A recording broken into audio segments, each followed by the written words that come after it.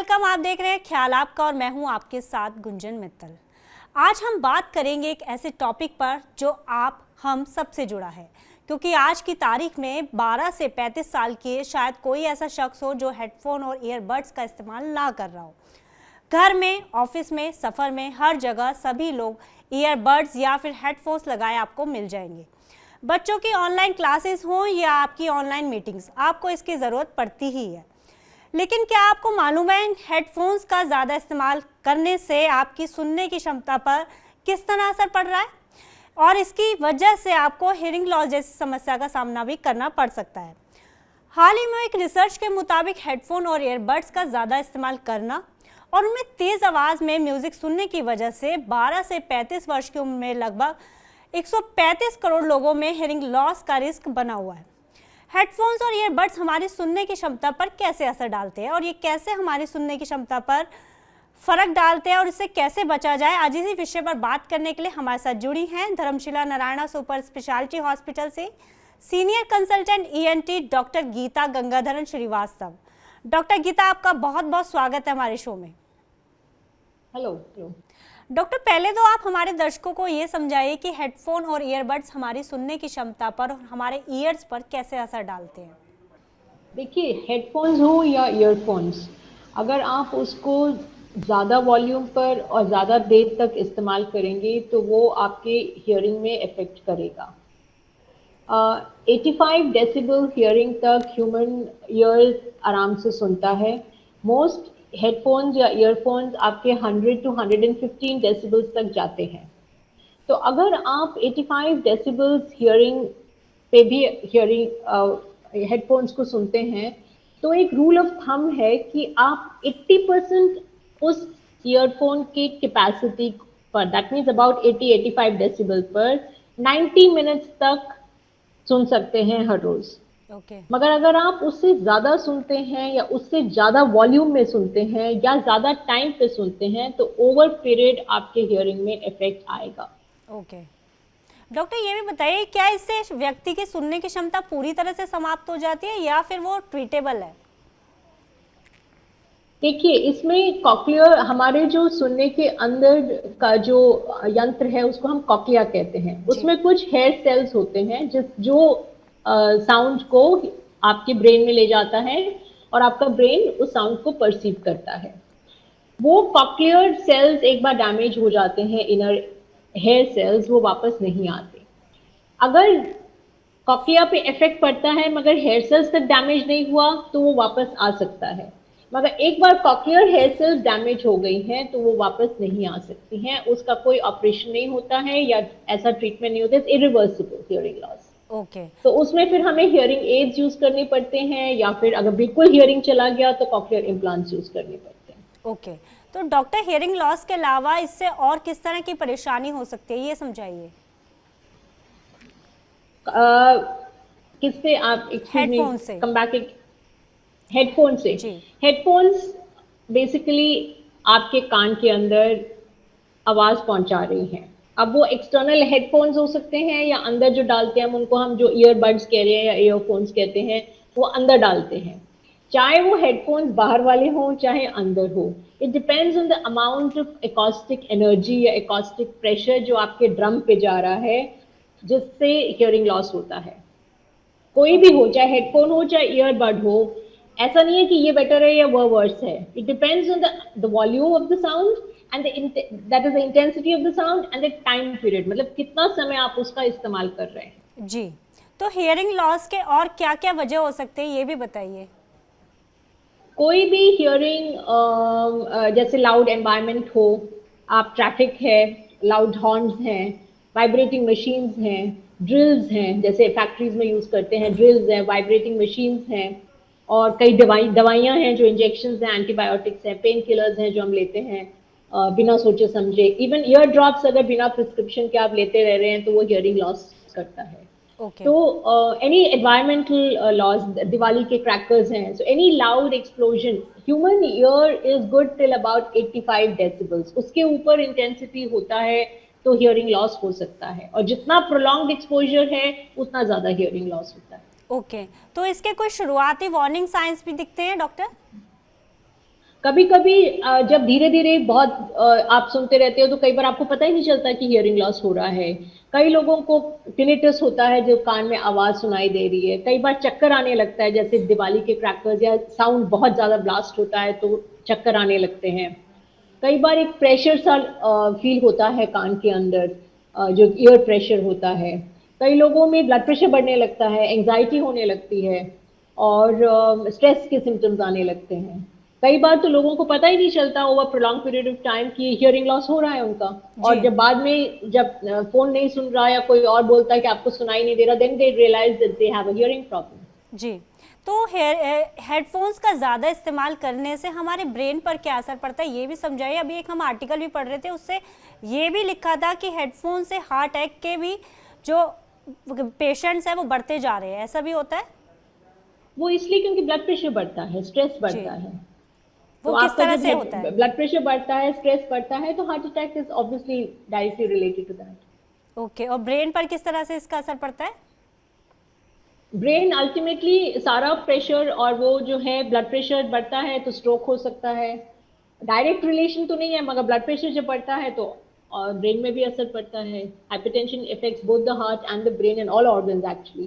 धीरे ओके धीरे करके सारे ऑर्गन्स में असर पड़ता है। ओके। अभी तक हम हेडफोन्स और ईयरबड्स की बात कर रहे हैं, पर तेज आवाज में टीवी देखने या फिर गाने सुनने से भी इससे हमारे ईयर्स पर बुरा असर पड़ता है? बिल्कुल होता है। देखिए, जब आप एक एक्सटर्नल स्पीकर फोन से सुनते हैं तो आवाज काफी डिसिपेट होता है, बाहर के एनवायरनमेंट में भी डिसिपेट होता है। आपके ड्रम में जो प्रेशर पड़ता है वो शायद थोड़ा कम होता है as compare to a earphone और अ हेडफोन, जो डायरेक्टली आपके पर्दे पे जाके असर करता है। जी असर तो सब में होता है। ऐसा नहीं है कि ओपन टेलीविजन से लाउड साउंड आप सुनते रहेंगे बहुत देर तक कि असर नहीं हो रहा, बट उसमें सराउंड साउंड भी जाता है ना, बहुत ज्यादा डिसिपेट होता है। Sound is a pressure wave. जी so when your area is limited, that pressure becomes more, the density of that pressure is more. जी। तो इसलिए वो ज्यादा फर्क पड़ता है। आज कई इस तरह की जॉब्स हैं जहां आपको घंटों घंटों हेडफोन्स का इस्तेमाल करना पड़ता है। मैं बात कर रही हूँ कॉल सेंटर्स की, और काफ़ी यंगस्टर्स जो हैं वो कॉल सेंटर से जुड़े होते हैं। तो किस तरह की परेशानी आजकल उनमें देखने को मिल रही है?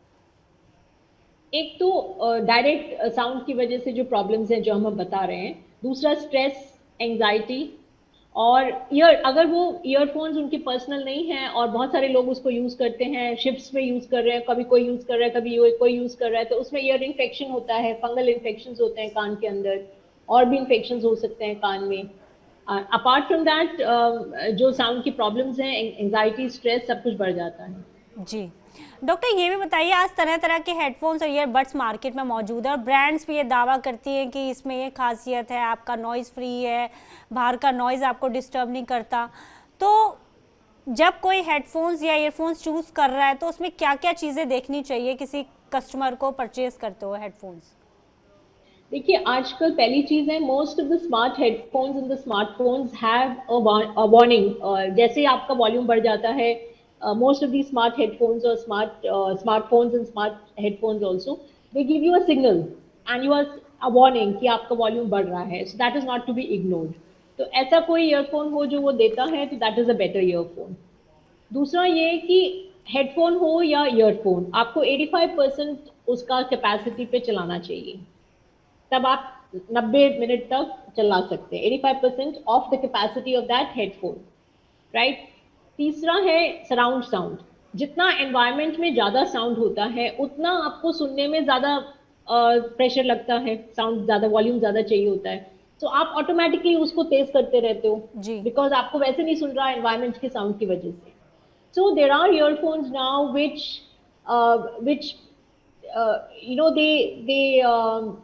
bring down the sound. That outside sound is blocked off.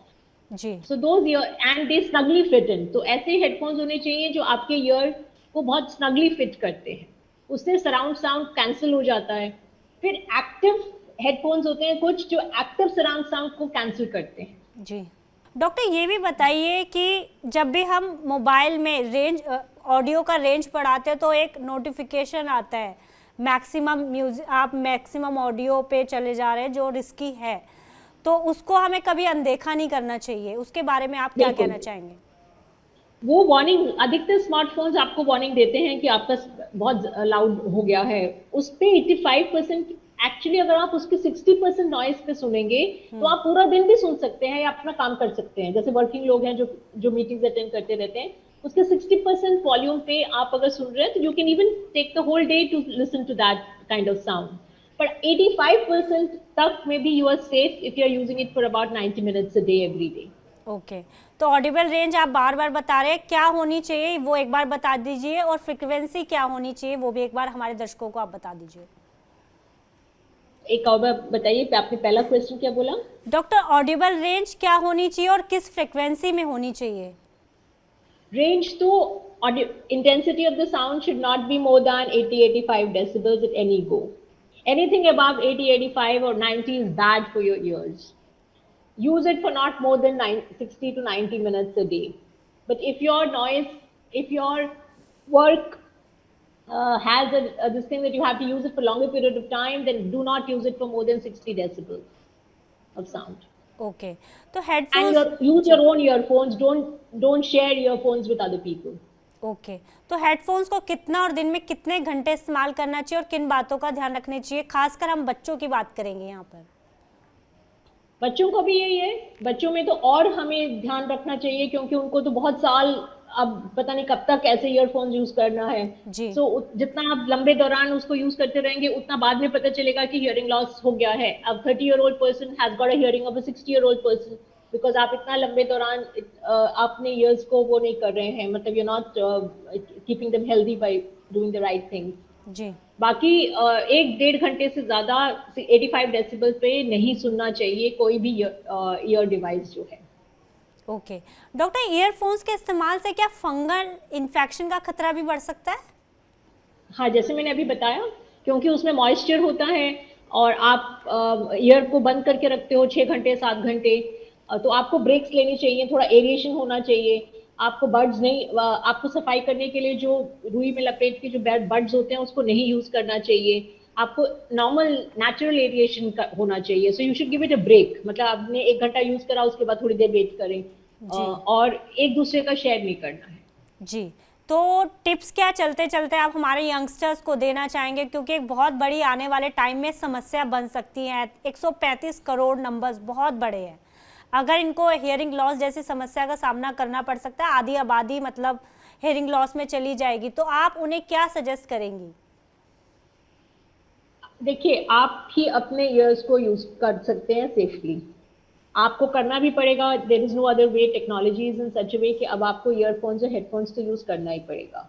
तो अपना थोड़ा पैसा खर्च करके अच्छे ईयरफोन्स पे इन्वेस्ट करिए, जिसके अंदर सराउंड साउंड कैंसिल करने की फैसिलिटी है, जो आपको अच्छी तरह से फिट करते हैं। चाहे वो ओवरहेड वाले हों, चाहे वो ईयरफोन्स हों अंदर डालने वाले, they should snugly fit you. You should have your own earphones. Don't share it with friends, cousins, parents, everybody. Don't do that. And use only for the required amount of period. Say that is 1.5 to 2 hours if you're using it at about 80% of the strength. If you're using it for 60% of the strength, then you can use it all day long, but give breaks to your ear. जी doctor, आपका बहुत बहुत शुक्रिया हमारे साथ जुड़ने के लिए और हमारे तमाम सवालों के जवाब देने के लिए। Thank you so much doctor. Thank you, thank you. तो जैसा डॉक्टर ने बताया कि हेडफोन्स का ज़्यादा इस्तेमाल हमारे सुनने की क्षमता पर असर डालता है, इसलिए डॉक्टर द्वारा बताई गई बातों पर ज़रूर अमल करें। हमारा मकसद आपको डराना नहीं बल्कि आने वाली समस्या के प्रति जागरूक करना है, इसलिए हम आपको यही सलाह देंगे कि ज़रूरत पड़ने पर ही इसका इस्तेमाल करें और वॉल्यूम को हमेशा कम रखें। आज के लिए बस इतना ही। हम आपको फिर मिलेंगे एक नए विषय के साथ और एक नए एक्सपर्ट के साथ। तब तक आप अपना और अपनों का ध्यान रखिए और देखते रहिए TV9 digital. Today, doctors are busier than ever providing care and advice to patients. And the reality is that an average patient now spends much more time in the waiting room than in the doctor's chamber. With such a captive audience, it's time to put their wait time to good use. Introducing TV9 Waiting Area Network that provides premium patient engagement experience through engaging and informative videos. These videos are created keeping in mind an Indian patient seeking medical attention. TV9 Waiting Area Network provides a perfect platform for educating the patients on everything a doctor's practice has to offer while elevating the doctor's brand at the same time. As a doctor, all you need is to have Wi-Fi at your clinic and we'll take care of the rest. We provide you with a TV, a media player, your clinic profile, and a playlist customized as per your practice.